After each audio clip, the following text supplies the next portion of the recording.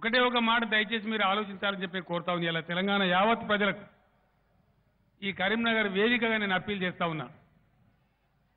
5 ఏళ్ల తెలంగాణ ఎట్లుండే 5 ఏళ్ల కింద ఇవాళ ఎట్లున్న తెలంగాణ, 5 ఏళ్ల కింద కరెంట్ ఎట్లా ఉండే యాద్ చేసుకుంటే భయం అవుతుంది. ఆ పేలిపోయేటువంటి ట్రాన్స్ఫార్మర్లు, కాలిపోయే మోటార్లు, కరెంటు చాకులు కొట్టి చచ్చిపోయి లేచిపోయే శవాలు, హృదయ విదారకంగా పూర్తి దుఃఖపూరితంగా ఉండే. ఈరోజు నేను చాలా గర్వంగా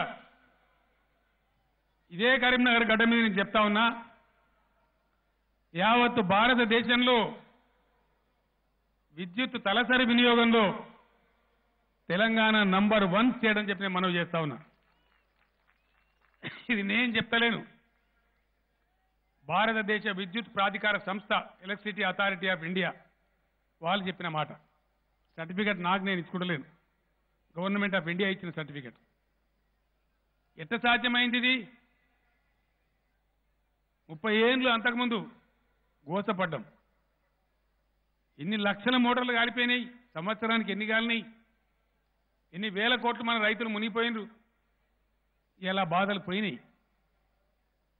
ఒక ప్రాజెక్టు కట్టాలంటే ఈ ఎల్ఎండి ఎన్నేళ్ళు కట్టిన మనం చూడంగా ఇయాలటి కొసముట్టలే.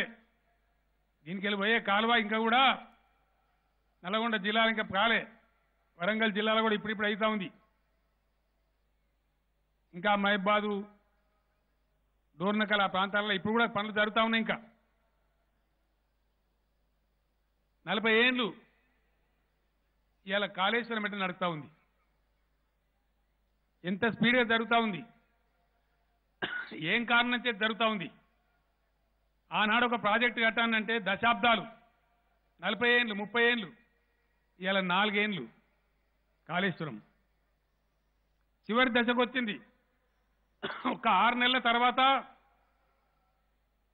ఇదే కరీంనగర్ జిల్లాలో కాళేశ్వరం ఒకసారి మనం స్విచ్ ఆన్ చేస్తే 4 సజీవ జలధారలు